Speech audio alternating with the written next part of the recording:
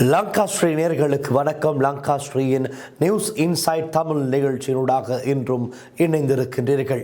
நீங்கள் வெளிநாட்டில் இருக்கும்போது உங்கள் பெற்றோரின் மருத்துவ தேவைகள் அனைத்தையும் நாங்கள் ஒருங்கிணைத்து கவனிக்கின்றோம். வருடாந்திர பதிவு சிறப்பு தள்ளுபடி மெடிப்ளேஸ். ஊடகத்துறையில் சாதிக்க வேண்டுமா? லங்காஸ்ரீயில் இணையுங்கள். Video editor, content creator, news editor பணிக்கு இப்போதை விண்ணப்பியுங்கள். இன்று ஒரு போயா தினம். இந்த போயா தினம் அதே போல மே 1 தொழிலாளர் தினம். இலங்கையில் பல பிரதேசங்களில் பல இடங்களில் மே தின கூட்டங்கள், அரசியல் கட்சி கூட்டங்கள் இடம்பெற்று கொண்டிருக்கின்றது. ஒரு சில கட்சிகள் மே தின கூட்டங்களை நடத்தவில்லை. அதில் பிரதானமானது ஐக்கிய தேசிய கட்சியும் SLPP ஸ்ரீலங்கா பொதுஜன பெரமுனவும் மே தின கூட்டங்கள் எதையும் நடத்தவில்லை. அதற்கான காரணமாக அவர்கள் முதலிலேயே சொன்னது, இன்று ஒரு போயா தினம் என்பதால் புண்ணிய விடயங்கள், புண்ணியதான விடயங்களில் தாம் ஈடுபட போவதாகவும், ஆகவே அரசியல் சார்ந்த விடயங்களில் இன்றைய தினம் ஈடுபட மாட்டார்கள் என்றும் முதலிலேயே குறிப்பிட்டு விட்டார்கள். ஆனால் ஏனைய கட்சிகள், ஆளும் கட்சியாக இருக்கலாம், எதிர்கட்சிகள் பலவனமாக இருக்கலாம், இலங்கையில் பல இடங்களிலே இந்த மே தின கூட்டங்களை நடத்தி வருகின்றார்கள். ஆனால் இந்த SLPP ஸ்ரீலங்கா பொதுஜன பெரமுன கட்சி இன்று புண்ணிய விடயங்களில் ஈடுபட்டு கொண்டிருப்பார்கள். மஹிந்த ராஜபக்ஷ, கோட்டாபே ராஜபக்ஷ, நாமல் ராஜபக்ச, எல்லா ராஜபக்சக்கள் மற்றும் அவருடைய ஆதரவாளர்கள் எல்லோரும் அவர்களுடைய தலைவர்களுக்கு ஏற்றாற்போல விகாரைகளுக்கு சென்று புண்ணிய விடயங்களில் ஈடுபட்டு வருவார்கள். இருப்பினும் அவர்கள் சம்பந்தமாகத்தான் ஒரு செய்தி சற்று முன் கிடைக்கப்பெற்றது. நம்ப தகுந்த இடங்களிலிருந்து தான் இந்த செய்தி கிடைக்கப்பெற்றது. நான் நினைக்கின்றேன் இதை சொல்லக்கூடியதாக இருக்கும், சொல்ல முடியும், சொல்லிவிடுவோம். சொல்வதற்கு தான் இன்றைய நியூஸ் இன்சைட் தமிழ் நிகழ்ச்சி. விவரமாக பார்க்கலாம் என்ன விடயம் என்பது குறித்து. குறிப்பாக மஹிந்த ராஜபக்ச மிக முக்கியமான ஒரு இடத்திற்கு அழைக்கப்பட்டிருக்கின்றார்.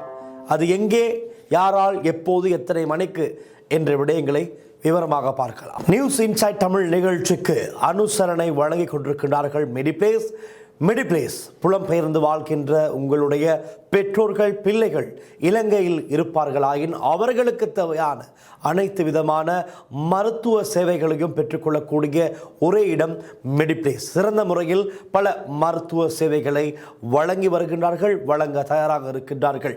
ஆகவே திரையில் தோன்றுகின்ற இலக்கங்களுக்கு தொடர்பு கொண்டு மெடிப்ளேஸ் மூலமாக உங்களுடைய அன்பான உறவுகளுக்கு தேவையான அனைத்து விதமான தேவையான மருத்துவ வசதிகளை சிறப்பாக பெற்றுக்கொள்ள மெடிப்ளேஸை நாடுங்கள். ரைட், நாங்கள் நிகழ்ச்சிக்குள் செல்வோம்.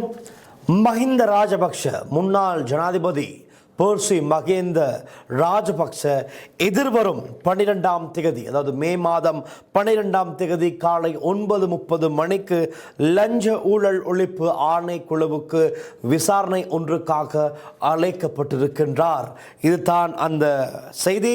ஒரு முக்கியமான செய்தி தான், சிறிய செய்தியாக இருந்தாலும் ஒரு மிக முக்கியமான செய்தி. இத்தனை நாட்கள் எங்காவது விசாரணை திணைக்களங்களுக்கு ராஜபக்சக்கள், குறிப்பாக மஹிந்த ராஜபக்ச சென்று நாம் பார்த்திருக்கின்றோமா? இல்லை. ஆனால் முதற் தடவையாக 12ஆம் திகதிகளில் ஏதாவது மாற்றங்கள் இடம்பெறலாம், அதையும் சொல்லிவிடுகின்றேன். இது நம்பத்தகுந்த வட்டாரங்களில் இருந்து கிடைத்த செய்தி என்பதால் இப்போதைக்கு 12ஆம் தேதி என்று தான் சொல்லப்படுகின்றது. ஆகவே 12ஆம் தேதி காலை 9:30 மணிக்கு லஞ்ச ஊழல் ஒழிப்பு ஆணைக்குழுவுக்கு மஹிந்த ராஜபக்ச அழைக்கப்பட்டிருக்கின்றார். எதற்காக என்றால், உங்களுக்கு தெரியும் தானே, கபில சந்திரசேன இந்த ஏர்பஸ் கொடுக்கல் வாங்கல் மோசடி அதில் இடம்பெற்றிருக்கின்றது. ஒரு பாரிய ஊழல் மோசடி.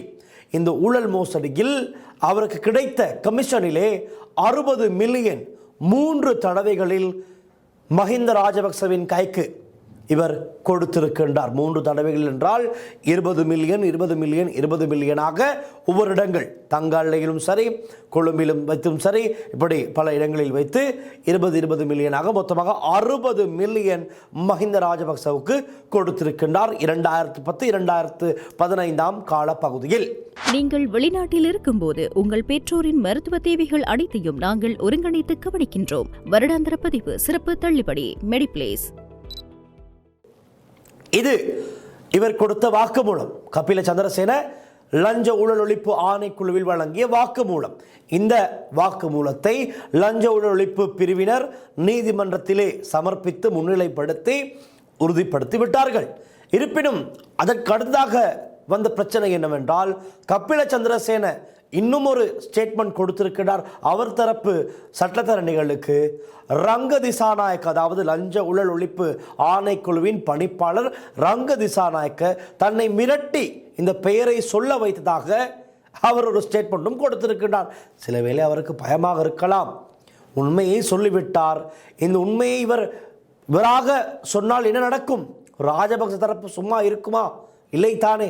அதன் காரணமாக இவர் என்ன சொல்லிவிட்டார், என்னை மிரட்டி இந்த பெயரை சொல்ல வைத்தார்கள், அந்த பெயரை கூறு, மஹிந்த ராஜபக்சவின் பெயரை கூறு, நாமல் ராஜபக்சவின் பெயரை கூறு, இதில் அவர்கள் சம்பந்தப்பட்டிருக்கிறார்கள் என்று சொல்லுகின்ற ஏதோ மிரட்டியதாக ஒரு கதை, அது ஒரு திரை கதையை விட சிறப்பான ஒரு கதை அது.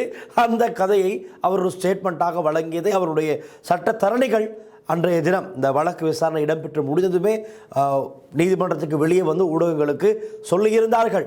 ஆகவே எல்லோரும் நினைத்தார்கள் என்ன, லஞ்ச ஊழல் ஆணைக்குழு அதிகாரிகள் கபில சந்திரசேனவை மிரட்டி அச்சுறுத்தி இந்த பெயரை சொல்ல வைத்திருக்கிறார்கள் என்று தான் நினைத்தார்கள், நினைத்து கொண்டும் இருக்கிறார்கள் பலர். ஆனால் உண்மையிலேயே அவர் மஹிந்த ராஜபக்சவுக்கு 60 மில்லியன் ரூபாய் கொடுத்ததை ஒப்புக்கொள்கின்றார், வாக்கு மூலமாக சொல்லியிருக்கின்றார். அச்சத்தின் காரணமாக அவர் இல்லை என்றும் சொல்லலாம். அது அப்படி இருக்க இந்த 60 மில்லியன் எதற்காக பெற்றார், எப்படி பெற்றார், அந்த 60 மில்லியனிலே என்ன செய்தார் என்பது குறித்து கேட்டு தெரிந்து கொள்வதற்காக, ஒரு வாக்குமூலம் பெற்றுக் கொள்வதற்காகத்தான் மஹிந்த ராஜபக்சவை லஞ்ச ஊழல் ஆணைக்குழு அழைத்திருக்கின்றது. அது மாத்திரமல்ல, 11 வருட காலமாக மஹிந்த ராஜபக்சவிடம் அவருடைய சொத்து விவரங்கள் குறித்த ஒரு சத்திய கடதாசி கோரப்பட்டிருக்கின்றது. இது 2015ஆம் ஆண்டே கேட்கப்பட்டது. இருப்பினும் 2015 இருந்து இதுவரை காலப்பகுதி, அதாவது ஏப்ரல் 9ஆம் தேதி வரை, 9ஆம் தேதி, இந்த வருடத்தில் ஏப்ரல் 9ஆம் தேதி வரை இவருடைய சொத்து விவரங்கள் குறித்த எந்த விதமான தகவல்களையும் கடிதமாக கொடுக்கவில்லை. ஆனால் ஏப்ரல் 10ஆம் தேதி, இந்த வருடம் ஏப்ரல் 10ஆம் தேதி இவருடைய முழுமையான சொத்து விவரங்கள் சம்பந்தமான ஒரு சத்திய கடதாசியினை லஞ்ச ஊழல் ஒழிப்பு ஆணைக்குழுவிற்கு வழங்கியிருக்கின்றார். அது தற்போதைய லஞ்ச ஊழல் ஒழிப்பு ஆணைக்குழுவின் பணிப்பாளர் ரங்க திசாநாயக்க அனுப்பிய கடிதத்திற்காகத்தான். அந்த கடிதத்தின் பவர் அப்படி. அந்த கடிதத்தை பார்த்துவிட்டு 11 வருட காலமாக தன்னுடைய சொத்து விவரங்கள் குறித்து தெரிவிக்காத மஹிந்த ராஜபக்ச ஏப்ரல் 10ஆம் தேதி அவசரமாக ஒரு கடிதத்தினை அனுப்புகிறார். இதுதான் என்னுடைய சொத்து விவரங்கள் என்று. பிறகு நேற்றைக்கு முன்தினம் லஞ்ச ஊழல் ஒழிப்பு ஆணைக்குழுவிலிருந்து மற்றும் ஒரு செய்தி செல்கிறது. நீங்கள் அனுப்பிய இந்த சொத்து விவரங்களில் எந்த விதமான விடயங்களும் பூரணமாக இல்லை, இதில் பல மிஸ்டேக்குகள் இருக்கின்றது, பல குறைபாடுகள் இருக்கின்றது, இதில் நீங்கள் முழுமையாக உங்களுடைய சொத்து விவரங்களை நீங்கள் குறிப்பிட்டில்லை என்று ஒரு விடயத்தினை அறிவிக்கிறார்கள். ஆக அது சம்பந்தமாகவும் மே 12ஆம் தேதி, அதாவது மே 12 திகதிகளில் மாற்றம் வரலாம், எது எப்படியோ விசாரணைக்காக அழைக்கப்படும் தினத்திலே இது சம்பந்தமாகவும் அவரிடம் விசாரணைகள் இடம்பெற வாய்ப்புகள் இருக்கின்றது. ஆகவே கபில சந்திரசேன எப்படியோ உண்மையை சொல்லிவிட்டார். மஹிந்த ராஜபக்சவுக்கு 60 மில்லியன் கொடுத்ததாக அவரே குறிப்பிட்டதன் காரணமாகத்தான் மஹிந்த ராஜபக்சவுக்கு இப்பொழுது இந்த விசாரணைகளுக்கு முகம் கொடுக்க வேண்டிய ஒரு நிலை ஏற்பட்டிருக்கிறது. ஆனால் பாருங்கள், அதிலும் சரியான ஆதாரங்கள் இல்லாமல் தான் இருந்திருக்கின்றது. ஏனென்றால் எந்த விதமான மஹிந்த ராஜபக்சவுக்கு சுத்தமான வங்கி கணக்குகளிலும் பணத்தை வைப்பு செய்யவில்லை. ரைட், அதற்கான எந்த விதமான ஆதாரங்களும் இல்லை. கையில் கொடுத்ததாகத்தான் கபில சந்திரசேன குறிப்பிடுகிறார். இவர் என்ன சொல்வார்? இல்லை, நான் பெறவில்லை, என்ன ஆதாரம் இருக்கின்றது என்று காட்டுங்கள். சிசிடிவி ஃபுட்டேஜுகள் இருக்குமா? இல்லை, ஒன்றுமே இருக்காது. அதன் காரணமாக இதில் நேரடியாக மஹிந்த ராஜபக்சவை குற்றம் நிரூபிக்கக்கூடிய எந்த விதமான ஆதாரங்களும் இல்லை என்று தான் சொல்லக்கூடியதாக இருக்கும். சில வேளை மஹிந்த ராஜபக்சவின் தரப்பினர் இப்படியும் கூறலாம், கபில சந்திரசேனவை நீங்கள் மிரட்டி எங்களுடைய பெயரை கூற வைத்தீர்கள், அவர் உங்கள் மேல் இருக்கின்ற அச்சத்திலே பயத்திலே இந்த பெயரை குறிப்பிட்டு விட்டார், அதற்கு நாங்கள் என்ன செய்ய? நாங்கள் பணம் பெற்றதற்கான எந்த விதமான ஆதாரங்களும் எம்மிடம் இல்லை, இருந்தால் நீங்கள் காண்பியுங்கள் என்றும் சேலஞ்ச் செய்வதற்கான வாய்ப்புகள் இருக்கின்றது. அப்படி செய்பவர்கள் தான் அவர்கள். ஆகவே குற்ற பத்திரிகை தாக்கல் செய்யும் அளவுக்கு மஹிந்த ராஜபக்ச பணம் பெற்றுக்கொண்டார் என்பதற்கான ஆதாரங்கள் இல்லை. அதுதான் உண்மை. பார்ப்போம். லஞ்ச ஊழல் ஆணைக்குழு இதை எப்படி கையாளப் போகின்றது, இந்த விஷயத்தை எப்படி ஹேண்டில் செய்து உண்மையாகவே மஹிந்த ராஜபக்ச 60 மில்லியன் பெற்றார் என்பதனை எப்படி நிரூபிக்கப் போகின்றது என்பதுதான் மிகப்பெரிய டாஸ்காக இருக்கின்றது லஞ்ச ஊழல் ஒழிப்பு ஆணைக்குழுவிற்கு. இதுவரை எந்த விதமான விசாரணைகளுக்கும் சென்றதில்லை. எந்த விதமான குற்றச்சாட்டுகள், பல குற்றச்சாட்டுகள் இருந்தாலும் அதற்கு இவர்களுடைய நேரடி தொடர்பு இல்லை. பல வழிகளில், வெவ்வேறு வழிகளில் தான் குற்றங்கள் இடம்பெற்றிருக்கின்றது. இவருடைய நேரடி தலையீடு இல்லை. அதுதான் நடந்த விஷயம். ஆகவே நேரடியாக குற்றம் சுமத்தி இவர்களை இலகுவிலே உள்ளே அனுப்ப யாராலும் முடியாத ஒரு நிலை தான் இருக்கின்றது. பல வருடங்கள் ஆட்சியில் இருந்திருக்கின்றார்கள். எல்லா அதிகாரமும் இவர்களுக்கு இருந்திருக்கின்றது. அரசியல் அதிகாரத்தை பயன்படுத்தி சாட்சிகளை இல்லாமல் செய்திருக்கலாம். இவர்களுக்கு தேவையான வகையிலே அனைத்தையும் பக்காவாக திட்டமிட்டு பல்வேறு விடயங்களை செய்திருக்கலாம். கமிஷன் பெற்றிருந்தாலும் கூட அவற்றை எப்படி பெற வேண்டும், எதிர்காலத்தில் இப்படியான பிரச்சனைகள் வரலாம், ஆகவே அவற்றுக்கு நாங்கள் சிக்காமல் எப்படி இதெல்லாம் செய்வதென்று ஒரு பாரிய மூளை இருக்கின்றது தானே. அந்த மூளையை பயன்படுத்தி இவர்கள் இதையெல்லாம் செய்திருக்கலாம். இருப்பினும் பார்ப்போம். விசாரணைகள் இடம்பெற்று முடிந்து நீதிமன்றத்தில் என்ன விடயங்கள் முன்வைக்கப்படுகின்றதோ, நீதிமன்றத்தில் என்ன விடயங்கள் சொல்லப் போகின்றார்களோ அதைத்தான் நாங்கள் எதிர்பார்த்து காத்திருக்கின்றோம். காரணம், நீதிமன்றத்தின் முடிவு தான் இறுதி முடிவு, இறுதி தீர்ப்பு. அதை அடுத்து தான் எதுவுமே நடக்கும். குற்றவாளி இல்லை என்றால் குற்றவாளி இல்லை தான், அவ்வளவுதான். குற்றவாளியாக நிரூபிக்கப்பட வேண்டியது ராஜபக்ச தரப்பென்றால் அதை சரியாக செய்ய வேண்டிய ஒரு பெரிய பொறுப்பும் கடமையும் லஞ்ச ஊழல் ஒழிப்பு ஆணைக்குழு பணிப்பாளர் ரங்க திசானாவின் கையில் தான் இருக்கின்றது. பார்க்கலாம் அவர் இதை எப்படி கையாளப் போகிறார் என்று. ஆகவே எங்கள் தெரியும் இந்த ஏஆபஸ் கொடுக்கல் வாங்கல் எவ்வளவு பெரிய மோசடி என்பது குறித்து புதிதாக செல்ல தேவை இருக்காது. 2010-2015 ஆண்டு காலத்தில் புதிய விமானங்களை வாங்க திட்டம் ஒரு போட்டிருந்தார்கள். அதற்கு அனுமதி அளித்தது மஹிந்த ராஜபக்ச ஜனாதிபதியாக இருந்தார். அவருக்கு கீழே தான் கேபினட் அமைச்சரவை இருந்தது. இலகுவாக எல்லா அனுமதிகளையும் வழங்கிவிட்டார்கள். அந்த அனுமதிகளுக்கு கீழே தான் இந்த கொடுக்கல் வாங்கல் விமான கொள்வனவும் இடம்பெற்றது. ஏஆபஸ் நிறுவனத்துடன் ஏஆபஸ் A330 மற்றும் A350 விமானங்களை வாங்க அல்லது லீஸ் செய்ய ஒப்பந்தம் ஒன்று போட்டார்கள். அதை அடுத்து தான் இந்த கொடுக்கல் வாங்கல்கள் இடம்பெற்றது. கபில சந்திரசேனவின் மனைவியினுடைய பேரிலே சிங்கப்பூரிலே பதிவு செய்யப்பட்ட ஒரு வங்கி கணக்கு இருந்திருக்கின்றது. அந்த வங்கி கணக்கிற்கு தான் நேரடியாக இந்த ஏஆபஸ் நிறுவனம் கபில சந்திரசேனவுக்கான கமிஷனை வைப்பிலிட்டிருக்கிறார்கள். அது பிறகு ஆஸ்திரேலியாவிற்கும் சென்றிருக்கின்றது. அந்த பணம் டிரான்ஸ்ஃபர் ஆகியிருக்கின்றது. இப்படி பல டிரான்ஸ்ஃபர் அக்கௌண்ட்ஸுக்கு, பேங்க் அக்கௌண்ட்ஸுக்கு சென்று தான் இறுதியில் இது செலவு செய்யப்பட்டிருப்பதாகவும் தகவல்கள் இருக்கின்றது. இதில் குற்றச்சாட்டுகளுக்குள்ளான முக்கிய நபர்கள் யார் என்று பார்த்தால், ஒன்று கபில சந்திரசேன, சுரேன் ரத்வத்த, அதே போல மஹிந்த ராஜபக்ச, இன்னும் ஒருவர் இருக்கின்றார் சமல் ராஜபக்சவின் மகன், அவரும் இதில் சம்பந்தம். அவரையும் இப்பொழுது கைது செய்ய நீதிமன்றம் உத்தரவிட்டிருக்கின்றது. அவரை மாத்திரமல்ல, கபில சந்திரசேனவின் மனைவியையும் கைது செய்து நீதிமன்றத்தில் முன்னிலைப்படுத்துமாறு நீதிமன்றம் உத்தரவிட்டிருக்கின்றது. ஆனால் இதுவரை அவர்களை கைது செய்ய படவில்லை. கைதுகள் எதுவும் இடம்பெறவில்லை. இருப்பினும் கைது செய்வதற்கான உத்தரவு பிறப்பிக்கப்பட்டு விட்டது. இந்த ஏஆபஸ் டீலிங் எப்படி நடந்தது என்பது குறித்து நாங்கள் ஏற்கனவே முழு விவரமாக நியூஸ் இன்சைட் தமிழ் நிகழ்ச்சியில் ஏற்கனவே நாங்கள் பேசியிருக்கின்றோம். இருப்பினும் சற்று நினைவுபடுத்துவதற்காக மீண்டும் சுருக்கமாக சொல்கின்றேன். முதலில் இந்த ஒப்பந்தம் எப்படி நடந்தது என்றால், ஸ்ரீலங்கன் ஏர்லைன்ஸ் புதிய லாங் ஹவுல் ஃப்ளீட் வேண்டும் என்று முடிவு செய்தது. பிறகு ஏஆபஸ் நிறுவனத்துடன் பேச்சுவார்த்தை இடம்பெற்றது. ஏஆபஸ் நிறுவனத்துடன் A330 மற்றும் A350 விமானங்களை வாங்கும் ஒப்பந்தம் பேச்சுவார்த்தை நடந்தது. இடைநிலை நிறுவனங்கள், அதாவது மிடில் மேனாக இதில் செயற்பட்டவர்கள் தான் இவர்கள். இந்த டீலில் நேரடி ஒப்பந்தம் மட்டுமில்லை, சில கன்சல்டிங் கம்பெனிஸும் பயன்படுத்தப்பட்டிருக்கிறது. அப்படி ஒரு கம்பெனி தான் கபில சந்திரசேனவினுடைய மனைவியின் பேரிலே பதிவு செய்யப்பட்ட ஒரு கம்பெனி. நான்காவதாக லஞ்ச ஒப்பந்தம், பிரைபரி அரேஞ்ச்மெண்ட்ஸ். எப்படி என்றால், ஏஆபஸ் டீல் கிடைத்து விட்டது, எல்லாம் சரி. இங்கு கேபினட் அப்ரூவலும் கிடைக்கின்றது இலகுவாக. காரணம், ராஜபக்ச தரப்பினர், அதில் சமல் ராஜபக்சவின் மகனும் நேரடியாக இருந்ததன் காரணமாக எல்லாம் இலகுவாக இவர்களுக்கு செய்யக்கூடியதாக இருந்தது.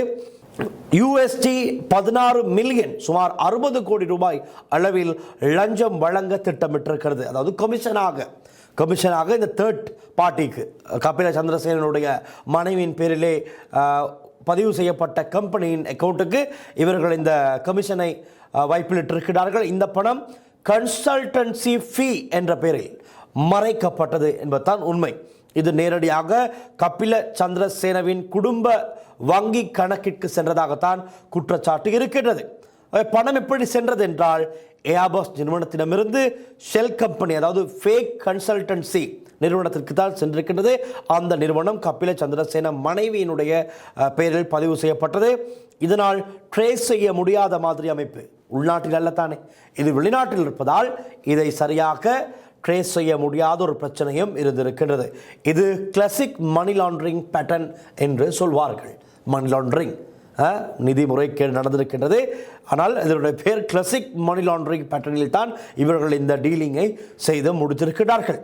2019-2020 காலத்தில் தான் சீரியஸ் ஃப்ராட் ஆஃபீஸ் UK இது சம்பந்தமான விசாரணைகளை ஆரம்பிக்கின்றார்கள். பிறகு ஏர்பஸ் மீது குளோபல் பிரைபரி இன்வெஸ்டிகேஷன் இடம்பெறுகின்றது. விசாரணைகள் முடிவில் ஏர்பஸ் பல நாடுகளில் லஞ்சம் கொடுத்தது உறுதியாக இருக்கிறது. ஸ்ரீலங்கா கேஸ் அதில் ஒன்றாக வெளிவந்தது. அதனை அடுத்துதான் இது சம்பந்தமான விசாரணைகள் தீவிரமாக இடம்பெற்றது. ஏர்பஸ் மீது நடவடிக்கை 2020 ஏர்பஸ் மீது UK, பிரான்ஸ், USA ஆகிய நாடுகள் அதிரடியான சட்ட நடவடிக்கை எடுத்தன. ஏர்பஸ் €3.6 பில்லியன் ஃபைன் தண்டப்படமாக விதித்தது. இது ஒரு மிகப்பெரிய அபராதம் அந்த நிறுவனமும் செலுத்தி இருக்கின்றது. இது உலக வரலாற்றிலேயே பெரிய கார்ப்பரேட் கரப்ஷன் செட்டில்மெண்ட்ஸில் ஒன்றாகும் என்றுதான் சொல்லப்படுகின்றது. இலங்கையில் நடந்தது யார்? இலங்கையில் நடந்தது எப்படி, யார் என்பதை நாங்கள் ஆரம்பத்திலிருந்து சொல்லிவிட்டோம். கபில சந்திரசேன தான் பிரதான நபராக செயற்பட்டிருக்கின்றார். அவருடைய மனைவியும் வழக்கில் இணைக்கப்பட்டார்.